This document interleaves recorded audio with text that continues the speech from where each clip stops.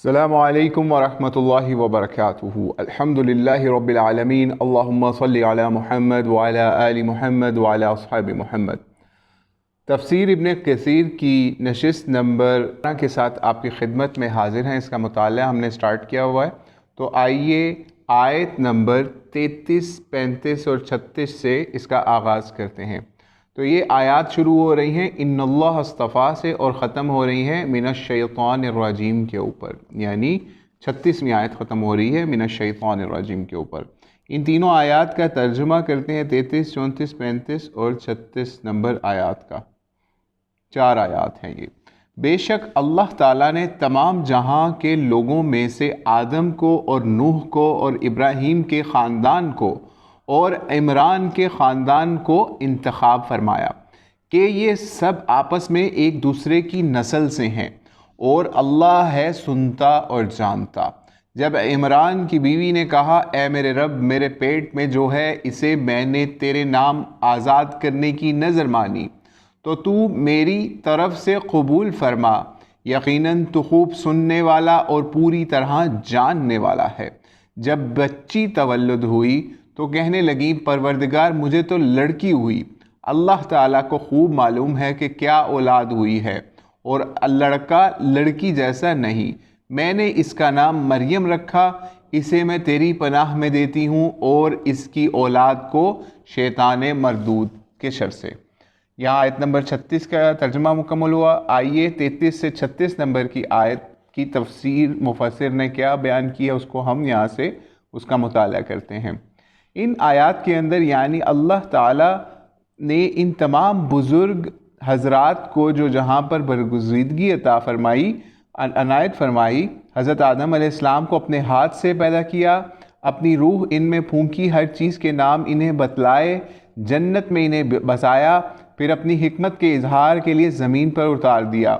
حضرت نوح کو جب کہ زمین پر بت پرستی قائم ہو گئی تو سب سے پہلا رسول بنا کر بھیجا، پھر جب ان کی قوم نے سرکشی کی، پیغمبر کی ہدایت پر عمل نہ کیا، حضرت نوح نے دن رات پوشیدہ اور ظاہر اللہ کی طرف دعوت دی، لیکن کان نہ دھرے ان کی قوم نے، تو سوائے تابعداران نوح کے باقی سب کو اپنے پانی کے عذاب یعنی مشہور طوفان نوح کو بھیج کر ڈبو دیا۔ خاندان خلیل اللہ کو اللہ نے برگزیدگی عنایت فرمائی۔ اسی خاندان میں سے سید البشر خاتم الانبیاء محمد علیہ السلام ہیں۔ عمران کے خاندان کو بھی اس نے منتخب کر لیا۔ عمران نام ہے حضرت مریم کے والد صاحب کا، جو حضرت عیسیٰ کی والدہ ہیں۔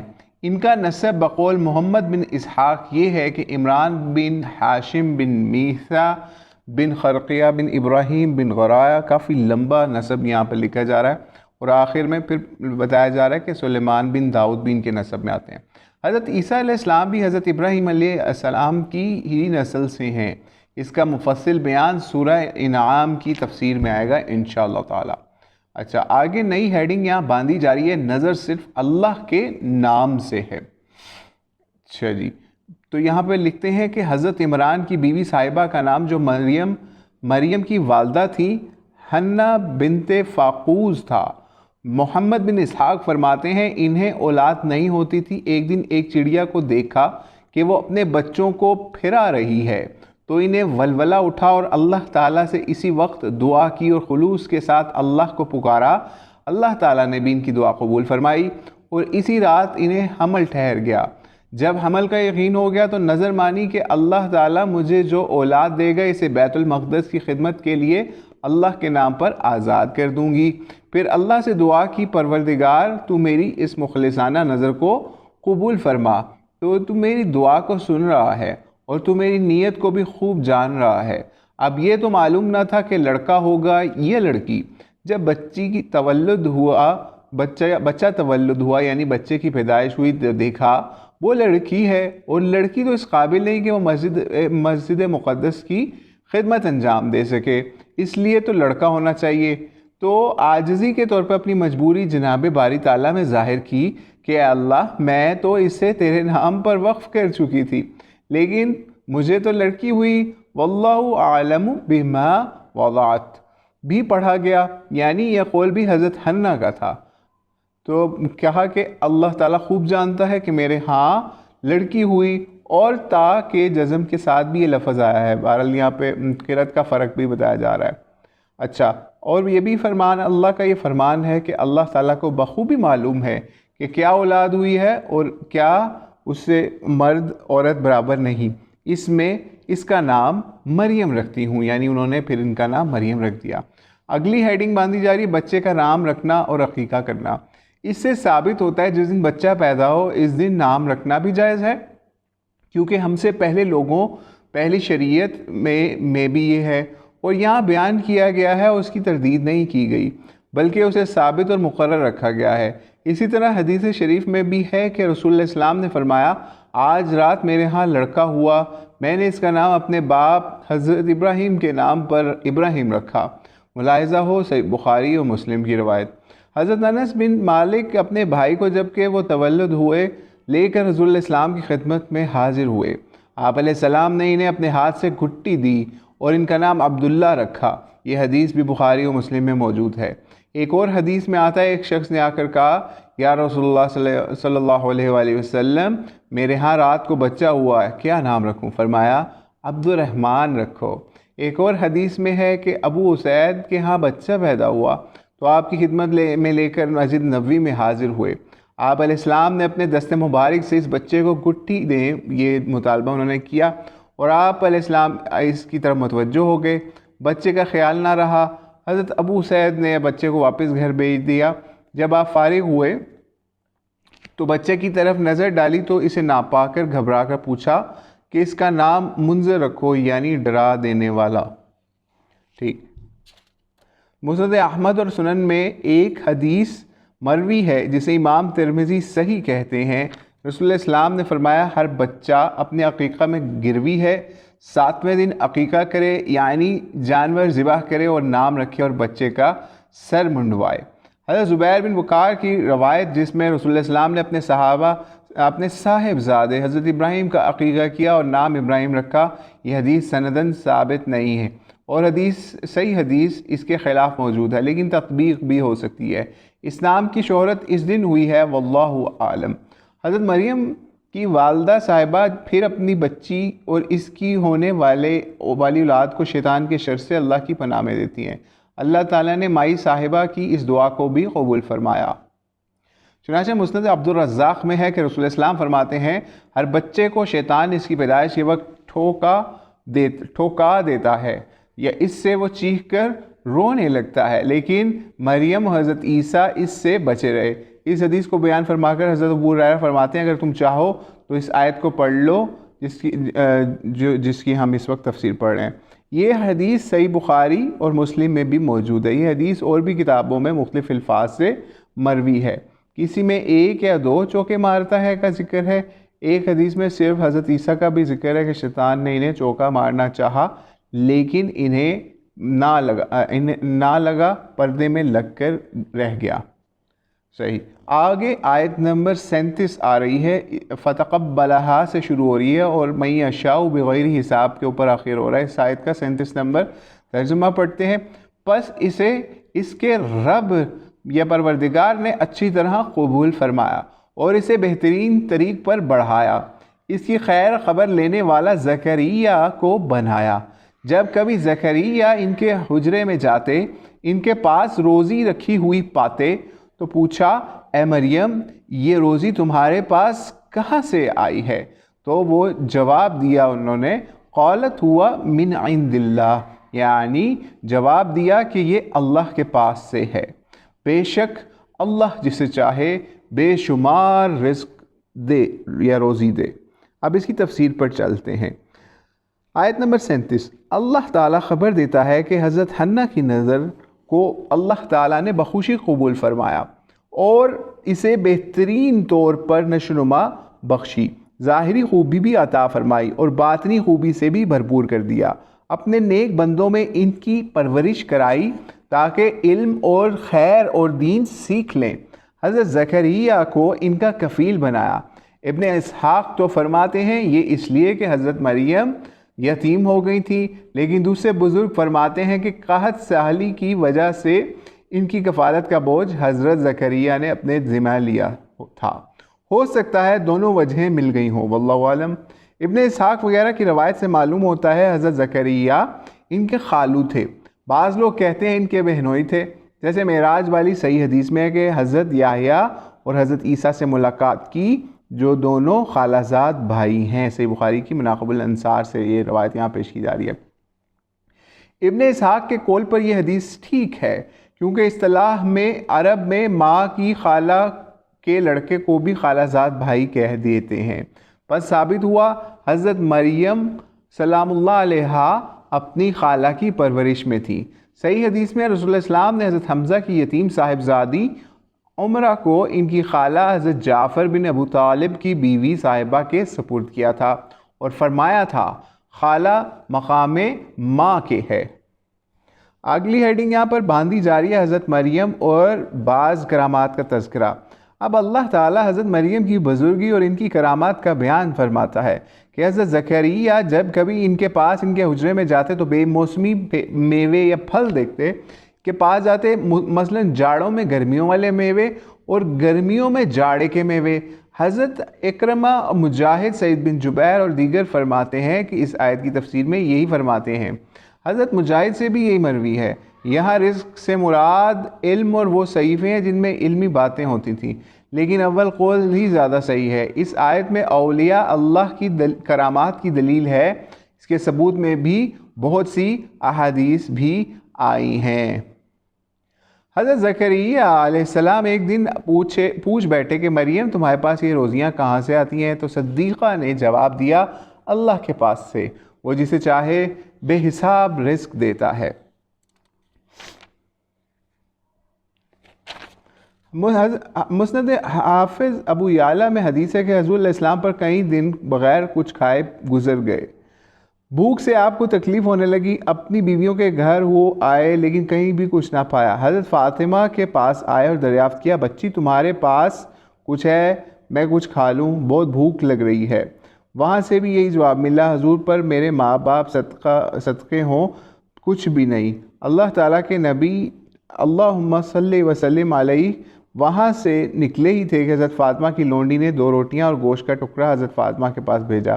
آپ نے اسے لے کر لگن میں رکھ لیا اور فرمانے لگی گو مجھے میرے خاوند اور بچوں کی بھوک ہے، لیکن ہم سب بھی فاقہ سے گزار دیں گے، اور اللہ کی قسم آج تو یہ رسول اللہ السلام کو ہی دوں گی۔ پھر حسن یا حسین کو آپ کی خدمت میں بھیجا کہ آپ کو بلا لائیں۔ حضور علیہ السلام رستے میں ملے اور ساتھ ہو لیے۔ آپ آئے تو حضرت فاطمہ بولی اللہ نے آپ کچھ بھجوا دیا ہے جسے میں نے آپ کے لیے چھپا کر رکھ دیا ہے۔ فرمایا پیاری بچی لے آؤ۔ اب جو کنڈا کھولا تو دیکھتی ہیں کہ روٹی سالن سے مچاؤ ہے۔ دیکھ کر حیران ہوگی، فوراً سمجھ گئیں اللہ کی طرف سے اس میں برکت نازل ہوگی ہے۔ اللہ کا شکر ادا کیا، نبی پر درود پڑھا اور آپ کے پاس لا کر پیش کر دیا۔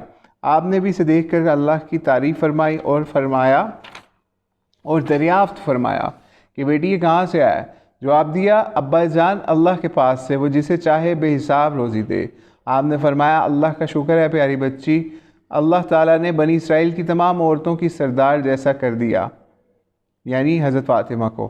تو انہیں جب کبھی اللہ تعالیٰ کوئی چیز عطا فرماتا اور ان سے پوچھا جاتا تو یہی جواب دیا کرتی کہ اللہ کے پاس سے ہے، اللہ جسے چاہے بے حساب رزق دیتا ہے۔ پھر رسول اللہ السلام نے حضرت علی کو بلایا۔ آپ علیہ السلام نے حضرت علی نے اور حضرت فاطمہ نے، حضرت حسن و حسین نے، آپ علیہ السلام کی سب ازواج مطہرات نے اور اہل بیت نے خوب شکم سیر ہو کر کھایا۔ پھر بھی اتنا ہی باقی رہا جتنا پہلے آیا تھا، جو آس پڑوس کے لوگوں میں بھیجا گیا، یہ تھی خیر کثیر اور برکت اللہ تعالیٰ کی طرف سے۔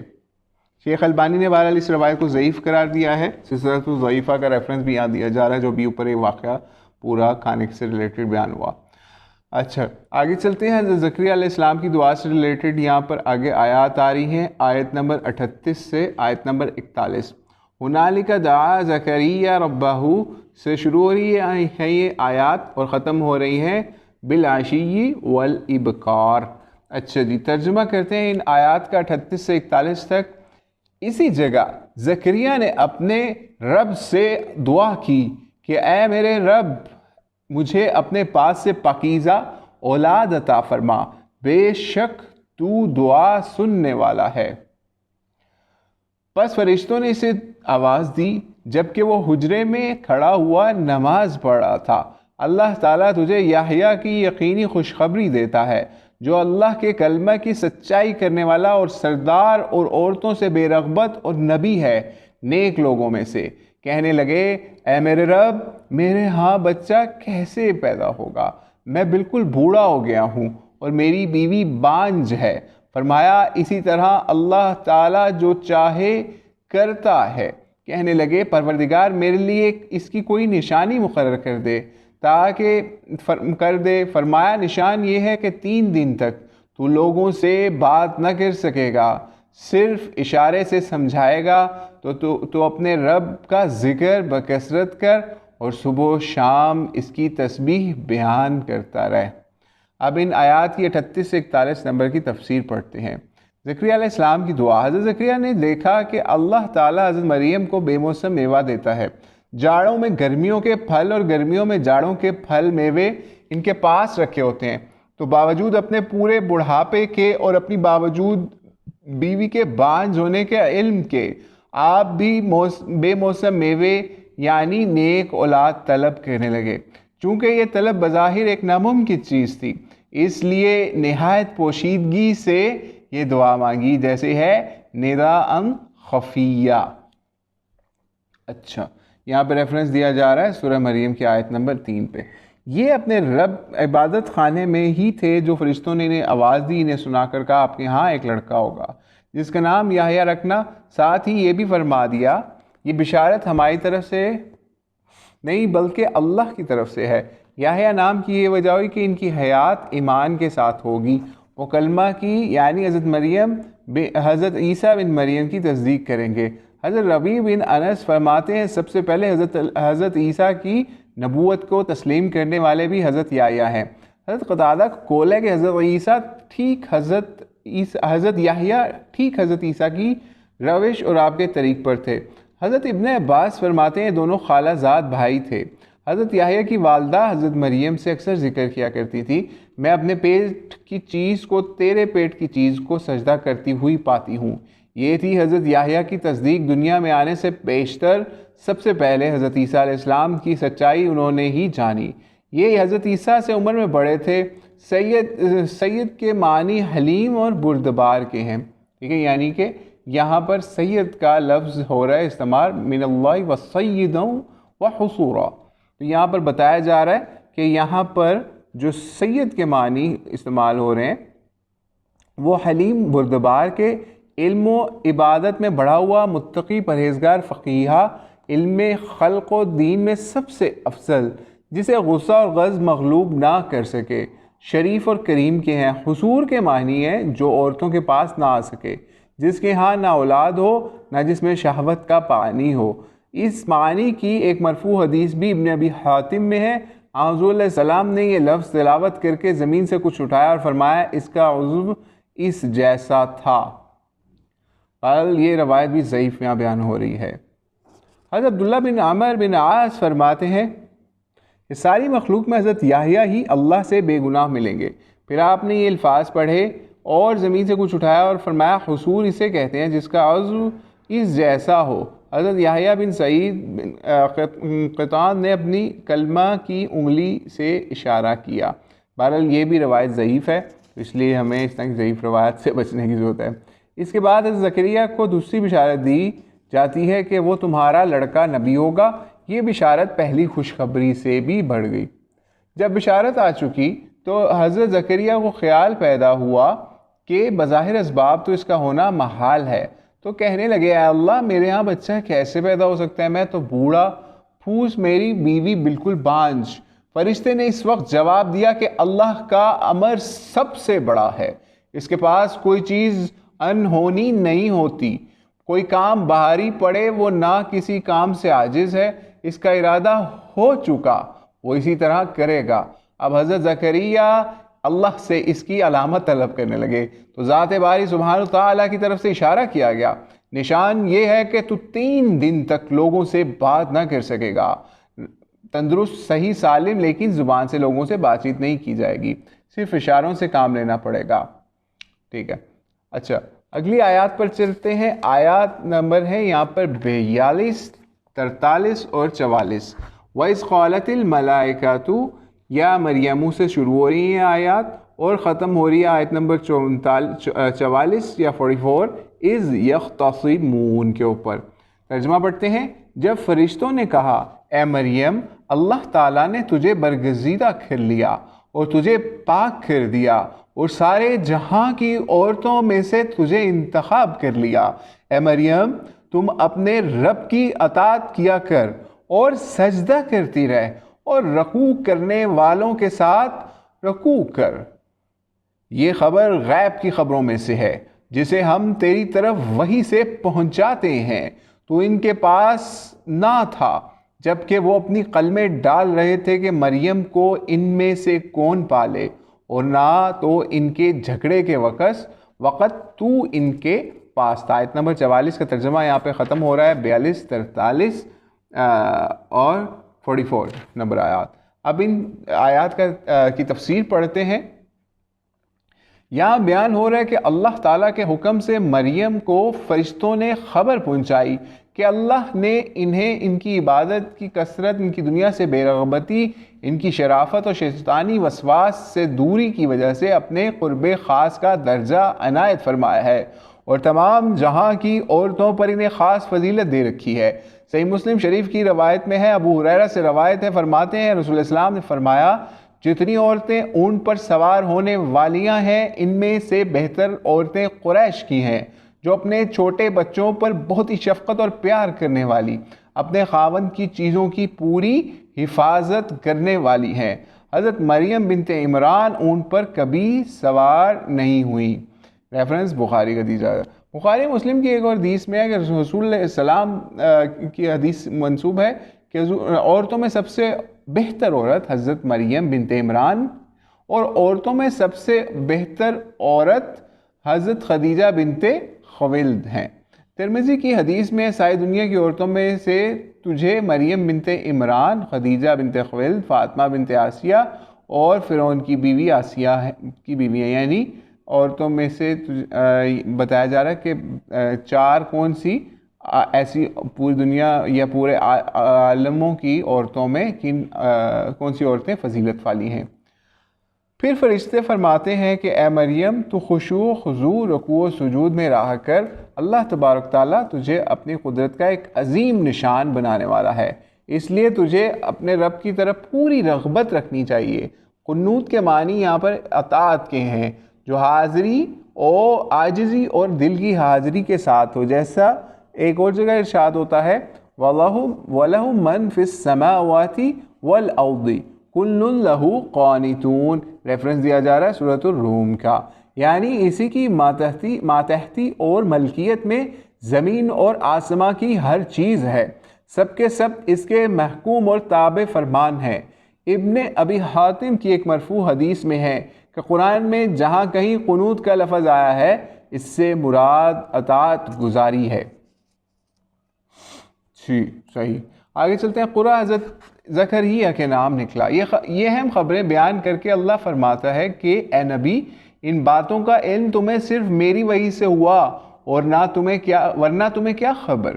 یعنی بتایا جا رہا ہے کہ تم کچھ اس وقت ان کے پاس تھوڑی موجود تھے، یعنی نبی علیہ السلام کے بارے میں بیان ہو رہا ہے، جو ان کے واقعات کی خبر لوگوں کو پہنچاتے، لیکن اپنی روح وحی سے ہم نے ان واقعات کو اس طرح آپ پر کھول دیا گویا آپ اس وقت موجود تھے، جبکہ حضرت مریم کی پرورش کے بارے میں ہر ایک دوسرے پر سبقت کرتا تھا. سب کی چاہت تھی اس دولت سے وہ مالا مال ہو جائے، یہ اجر سے مل جائے.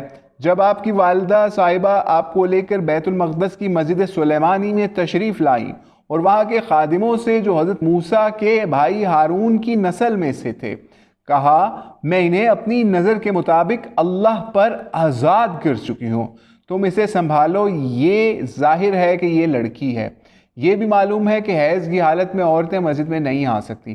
اب تم جانو تمہارا کام، تم اسے گھر واپس نہیں لے جاؤں گی کیونکہ اللہ پر اسے نظر کر چکی ہوں۔ حضرت عمران یہاں کے امام اور نمازی تھے اور قربانیوں کے محتمم تھے۔ یہ ان کی صاحبزادی تھی تو ہر ایک نے بڑے چاؤ سے ان کے لیے ہاتھ پھیلا دیے۔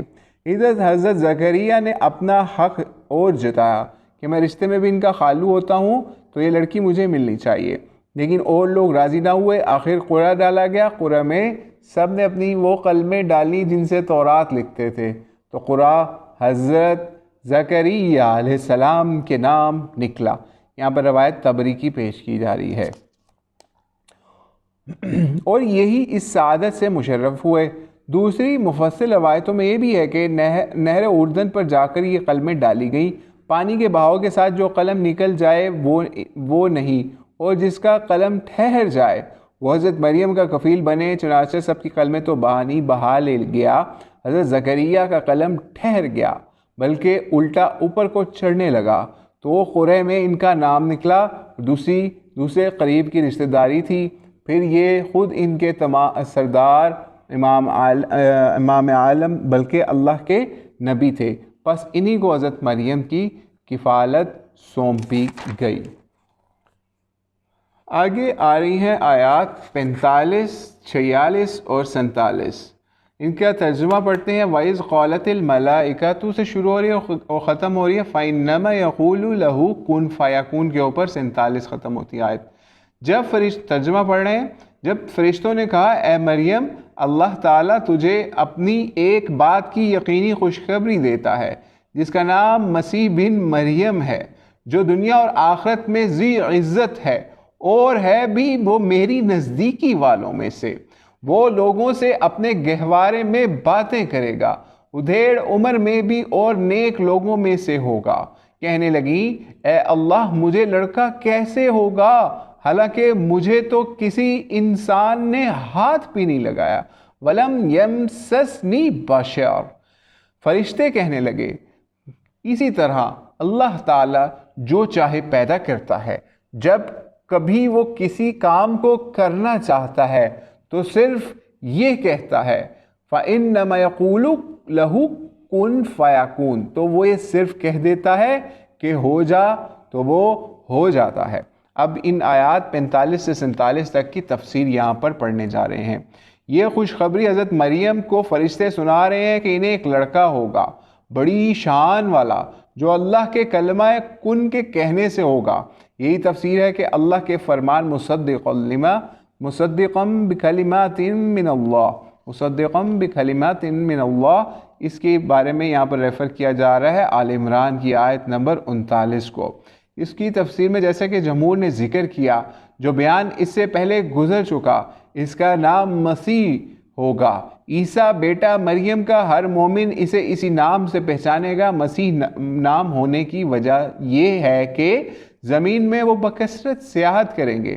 ماں کی طرف منسوب کرنے کی وجہ یہ ہے کہ ان کا باپ کوئی نہ تھا۔ اللہ کے نزدیک وہ دونوں جہاں میں برگزیدہ ہیں اور مقربان خاص میں سے ہیں۔ ان پر اللہ کی شریعت اور کتاب اترے گی اور بڑی مہربانیاں اور ان پر دنیا میں نازل ہوں گی، آخرت میں بھی اولو العزم پیغمبروں کی طرح اللہ کے حکم سے۔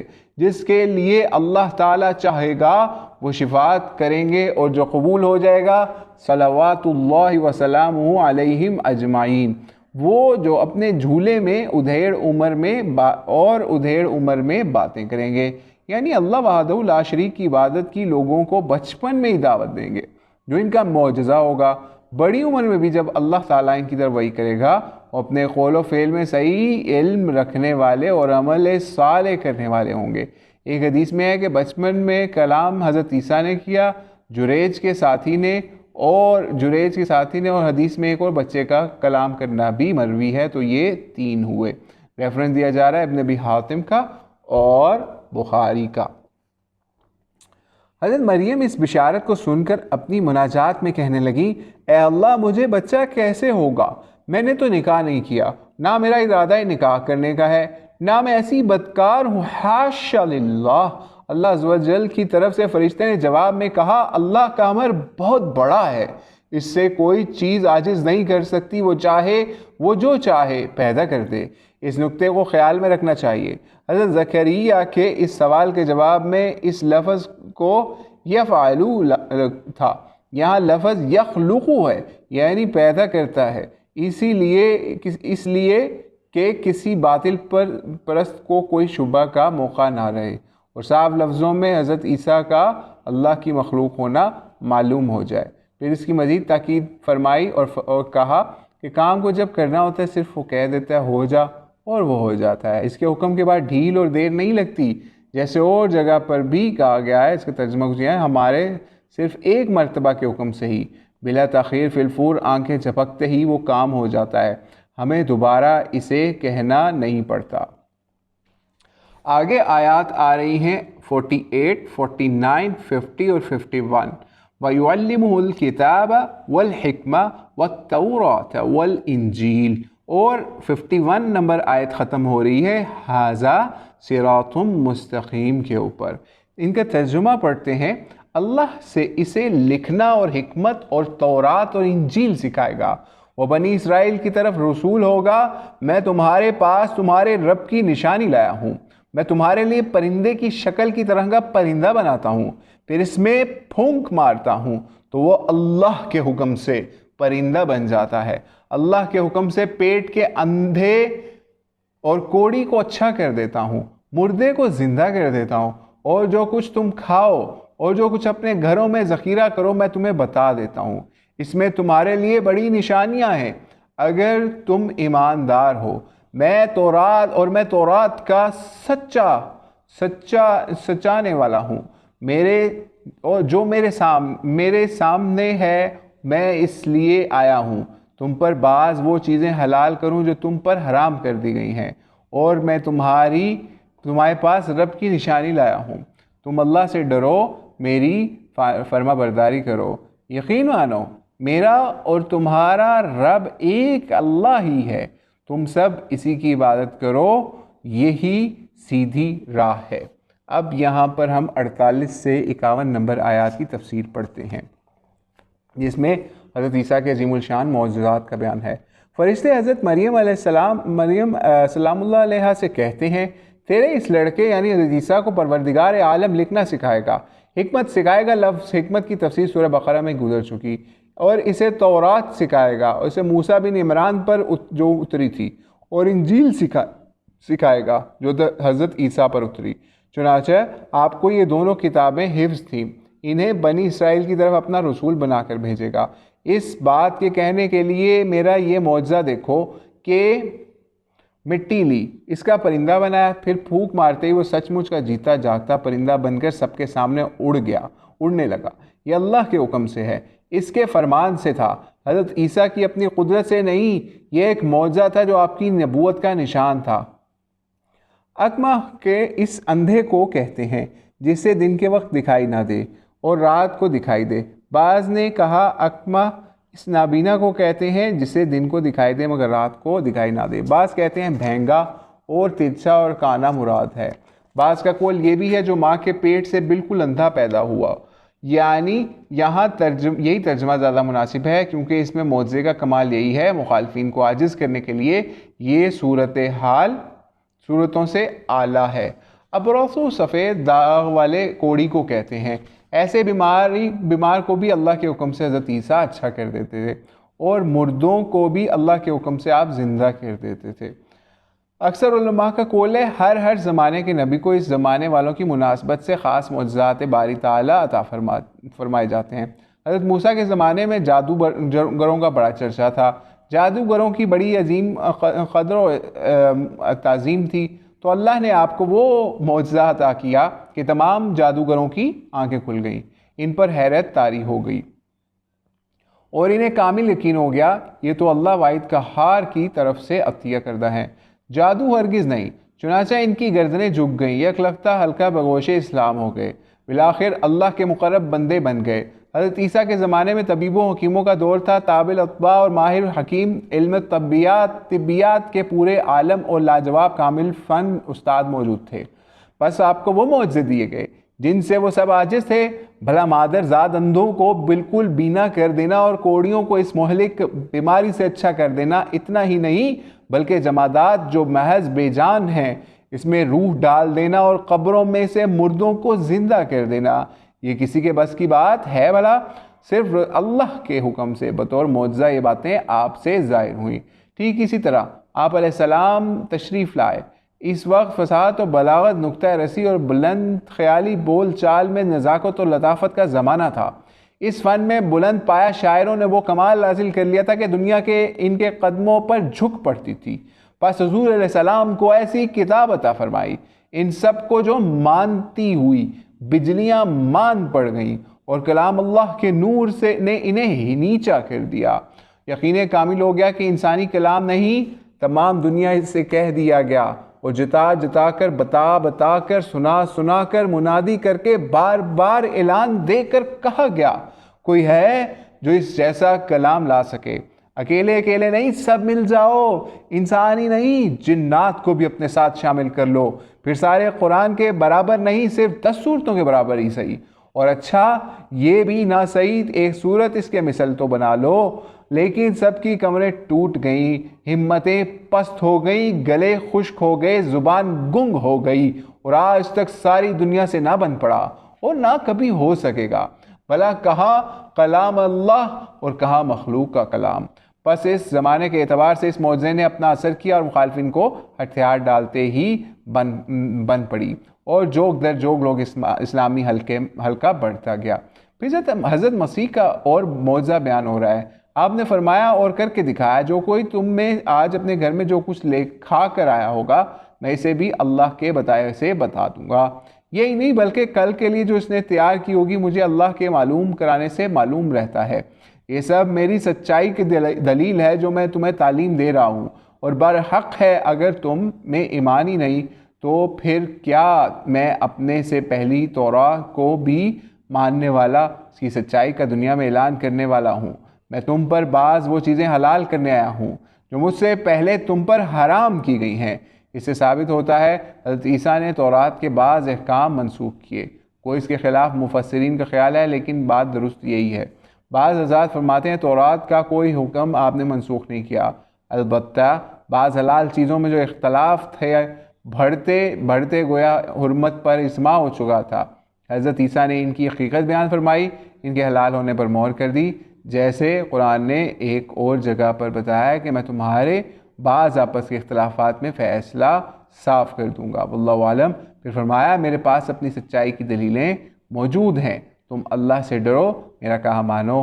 اس کا خلاصہ صرف اس قدر ہے کہ اسے پوجو یعنی اس کی عبادت کرو، میرا اور تمہارا پالنہار وہ ہے، سیدھی اور سچی راہ تو صرف یہی ہے۔ اچھا جی، آگے آیت نمبر 56، آگے آیت نمبر 52، 53 اور 54 آ رہی ہے۔ فلما حص عیسیٰ سے شروع ہو رہی ہیں آیات اور ختم ہو رہی ہیں واللہ خیر الماکرین کے اوپر۔ ترجمہ پڑھتے ہیں۔ بس جب حضرت عیسیٰ نے ان کا کفر معلوم کر لیا تو کہنے لگے اللہ کی راہ میں میری مدد کرنے والا کون ہے؟ حواریوں نے جواب دیا ہم اللہ کی راہ کے مددگار ہیں۔ قال الحواریون نحن انصار اللہ، ٹھیک ہے، جیسے کہ یہاں پہ ترجمہ اس وقت پڑھیں تو اللہ کی راہ کے ہم مددگار ہیں، ہم اللہ پر ایمان لائے اور آپ گواہ رہیے ہم تابعدار ہیں۔ اے ہمارے پالنے والے اللہ، ہم تیری اتاری ہوئی وحی پر ایمان لائے، ہم نے تیرے رسول کی مان لی، بس تو ہمیں گواہوں میں سے لکھ لے، فاکتبنا مع الشاہدین۔ آگے ہے اور کافروں نے مکر کیا اور اللہ نے بھی، اللہ تعالیٰ سب سے زیادہ داؤ یا تدبیر کرنے والوں سے بہتر تدبیر کرنے والا۔ آیت نمبر 54 بھی یہاں پر ختم ہوئی، ان کا ترجمہ 52 سے 54 تک۔ اب ان کی تفسیر پر ہم چلتے ہیں۔ یعنی جب حضرت عیسیٰ نے ان کی ضد اور ہٹ درمی کو دیکھ کر اپنی گمراہی، کجروی اور کفر و انکار سے یہ ہٹتے ہی نہ تھے تو فرمانے لگے کوئی ایسا بھی ہے جو میری تابعداری کرے اللہ کی طرف پہنچنے کے لیے۔ یہ مطلب بھی بیان کیا گیا کوئی ہے جو اللہ کے ساتھ میرا مددگار بنے، لیکن پہلا قول زیادہ قریب ہے کہ بظاہر یہی معلوم ہوتا ہے۔ آپ نے فرمایا اللہ تعالیٰ کی طرف پکارنے میں میرا ہاتھ بٹانے والا کون ہے؟ جیسے کہ نبی علیہ السلام نے بھی ہجرت مکہ مکرمہ سے ہجرت کرنے سے پہلے موسم حج کے موقع پر فرمایا کرتے تھے کوئی ہے جو مجھے اللہ کا کلام پہچاننے کے لیے جگہ دے۔ پہنچانے کے لیے جگہ دے۔ قریش تو کلام اللہ کی تبلیغ سے مجھے روک رہے ہیں، ابن ابی حاتم کی روایت ہے۔ یہاں تک کہ مدینہ شریف کے باشندے انصار نے اس خدمت کے لیے کمر بستہ ہوئے، آپ کو جگہ بھی دی، آپ کی نصرت بھی کی، اور آپ کے ہاں تشریف لے گئے تو ان کے ہاں تشریف لے گئے تو پوری خیر خواہی اور بے نظیر ہمدردی کی ساری مثال دنیا کے مقابلے میں اپنا سینہ سپر کر دیا۔ حضور علیہ السلام کی حفاظت، خیر خواہی آپ کے مقصد کی کامیابی میں ہماتن مصروف ہو گئے، رضی اللہ عنہم وارضاہم۔ اسی طرح حضرت عیسیٰ کی اس آواز پر بھی چند بنی اسرائیل نے لبیک کہا اور آپ پر ایمان لائے، آپ کی تائید و تصدیق کی اور پوری مدد پہنچائی، اس نور کی اطاعت میں لگ گئے جو اللہ نے ان کے ساتھ اتارا تھا۔ یعنی انجیل یہ لوگ دھوبی تھے اور حواری انہیں کپڑوں کی سفیدی کی وجہ سے کہا جاتا ہے۔ اچھا، بعض کہتے ہیں یہ شکاری تھے، صحیح ہے کہ حواری کہتے ہیں مددگار کو، جیسے صحیح بخاری مسلم میں جنگ خندق کے موقع پر آپ نے فرمایا ہے کوئی جو سینہ سپر ہو جائے۔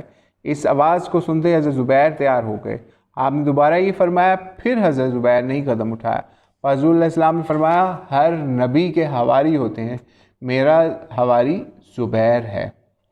پھر یہ لوگ اپنی دعا میں کہتے ہیں ہمیں شاہدوں میں سے لکھ لے، اس سے مراد ابن عباس کے نزدیک امت محمدیہ میں لکھ لینا ہے۔ اس تفسیر کی روایت کی سند بھی عمدہ ہے۔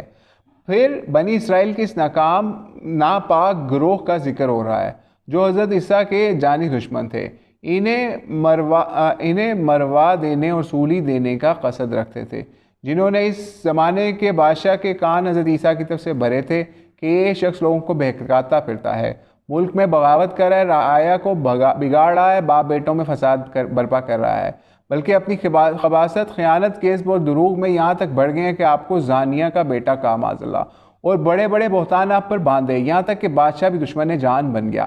اپنی فوج بھیج کر اسے گرفتار کر کے سختی سزا کے ساتھ پھانسی دے دو۔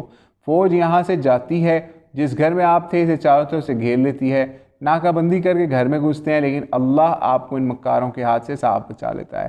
اس گھر کے روشن دان سے آپ کو آسمان کی طرف اٹھا لیتا ہے۔ آپ کی شبہات ایک اور شخص پر ڈال دی جاتی ہے جو اس وقت گھر میں تھا۔ یہ لوگ رات کے اندھیرے میں اس کو عیسیٰ سمجھ لیتے ہیں، گرفتار کر کے لے جاتے ہیں، سخت توہین کرتے ہیں، ان کے سر پر کانٹوں کا تاج رکھ کر صلیب پر چڑھا دیتے ہیں۔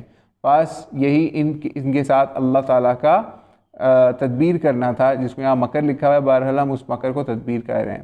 وہ اپنے نزدیک یہ سمجھتے رہے کہ ہم نے اللہ کے نبی کو پھانسی پر لٹکا دیا، حالانکہ اللہ تعالیٰ اپنے نبی کو تو نجات دے دی تھی۔ اس بدبخت اور بدنیتی کا ثمر انہیں یہ ملا کہ ان کے دل ہمیشہ کے لیے سخت ہو گئے، باطل پر اڑے رہے اور دنیا میں ذلیل و خوار ہو گئے، اور آخر تک اس ذلت میں پڑے ہی رہے۔ اس کا بیان اس آیت میں ہے، اگر انہیں مکر آتے ہیں تو کیا ہم نہیں جانتے، ہم تو ان سے بہتر تدبیریں کرنے والے ہیں۔ اچھا، یہاں پہ بھی مکر کا ترجمہ یہاں مکر ہی کیا ہوا ہے، جس کو ہم تدبیر پڑھ رہے ہیں، کیونکہ یہ لفظ ہمیں استادوں کے مطابق مکر کا یہاں پر ترجمہ تدبیر کرنے والا کرنا چاہیے، اور بلکہ یہاں پر یہ تفسیر میں نہیں لکھا ہوا۔ ایک ریکویسٹ ہے اپنے سننے والوں سے بھی کہ جب بھی یہ آیات ایسی پڑھے نا جس میں واللہ خیر الماکرین ومکر اللہ، یعنی انہوں نے مکر کیا اور اللہ نے بھی مکر کیا، اس کی بجائے یہ پڑھ لیا کریں کہ انہوں نے بھی تدبیریں کی تو اللہ نے بھی تدبیریں کی، اور اللہ سب سے اچھی تدبیر کرنے والا ہے۔ تو اگر ہم مکر کا ترجمہ کفار کے لیے یا حضرت عیسیٰ کے خلاف بھی چلنے والوں کے لیے، منافقین کے لیے بھی مکر کا ترجمہ تدبیر ہی کر دیں تو اس سے کوئی قیامت نہیں آنے لگی، ٹھیک ہے؟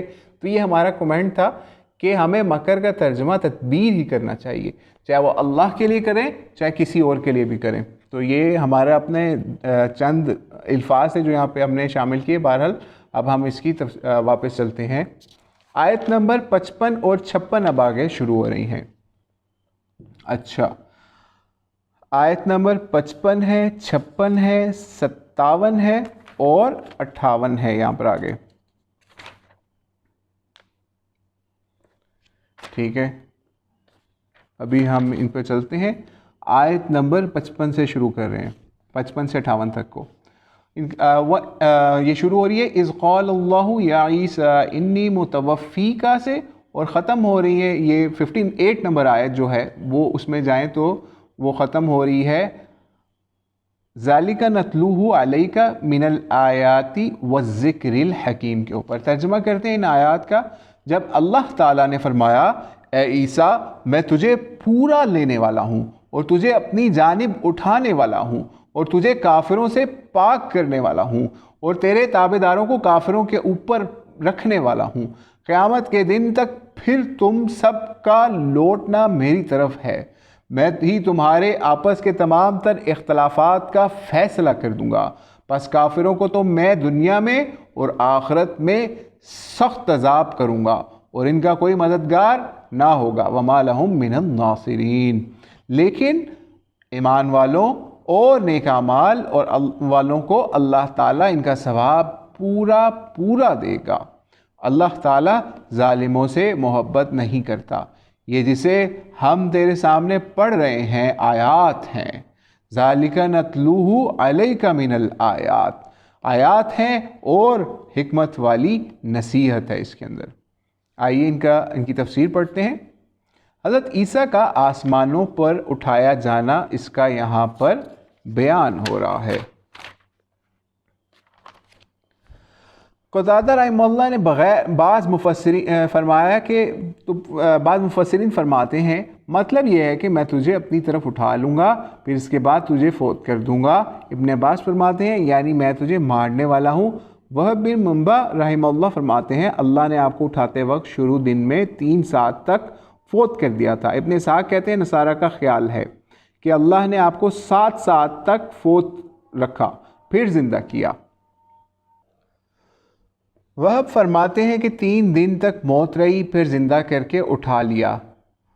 وراق فرماتے ہیں یعنی میں تجھے دنیا میں پورا پورا دینے والا ہوں، یہاں وفات مراد موت نہیں۔ اسی طرح ابن جریر فرماتے ہیں توفی سے یہاں مراد ان کا رفع ہے۔ اکثر مفسرین کا قول ہے کہ وفات سے مراد یہاں نیند ہے، جیسے اور جگہ قرآن میں ہے هو الذی یتوفاکم باللیل، وہ اللہ جو تم کو رات کو فوت کر دیتا ہے یعنی سلا دیتا ہے۔ اور جگہ ہے اللہ یتوفل انفس، یعنی اللہ تعالی جانوں کو فوت کرتا ہے ان کی موت کے وقت اور جو نہیں مرتی انہیں ان کی نیند کے وقت۔ رسول اللہ اسلام جب نیند سے بیدار ہوتے تو فرماتے الحمدللہ الذی احیانا بعد ما اماتنا، یعنی اللہ کا شکر ہے جس نے ہمیں مار ڈالنے کے بعد پھر زندہ کیا۔